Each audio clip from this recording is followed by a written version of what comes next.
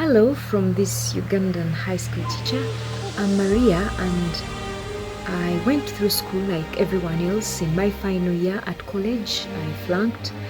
I was not quite given a chance to get to understand why I failed, and I really didn't give myself that time because I really wanted to get out in the world and work, make money, make my parents proud, make myself fine. I finally got out of college and joined the workforce. I got jobs frequently and lost them because I did not know very much about job politics. I got myself a job which I kept for 9 years. I was around nice people, happy people. It was a radio job. At that job I got a lot of popularity, though the money was not that much and popularity was not exactly why I was in that job. But I hung on it because I had a boy and we had to make ends meet. Along the way I got 2 more babies and we tried to patch things up. I realized that depending on maids was no longer going to help me because my little boy could not talk and was around 3 years.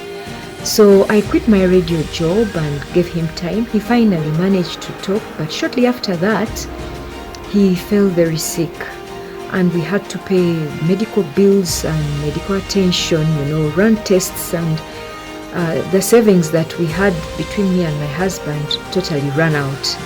I remember one time my husband came to check on us in hospital and he told me that my supervisor at my teaching job was inquiring about when I'll go back to work. That really caught my attention because I had only one source of income, and if the person in charge of my salary was inquiring about my absence, it meant that probably that could have implications on my salary, negative implications. I could not speed up my son's recovery, so I stayed there and prayed and hoped that things would work out. He could no longer breathe on his own because the situation was not getting any better. So he was put on oxygen. And we were at the general ward. The private wing was where there was more oxygen when this one ran out. I took my boy there, and the nurse at the reception did not miss her words. She said she could not put the boy on oxygen because he was not a patient at the private wing. After a long while, a time that seemed like eternity, someone came and helped us out, resuscitated the boy and put him on glucose and oxygen, but really he was tired, the lungs were tired and the heart was tired. He lost the battle. That was a turning moment for me because I realized then how dangerous it is to depend on active income. I had 2 options: to mourn my son forever or to change my game plan.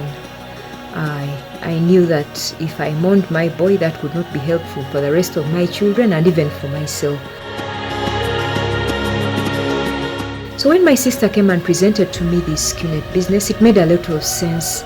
I was not someone that was trained to do business, but there was a great promise which has been made good upon of training and support, and it has been a nice journey.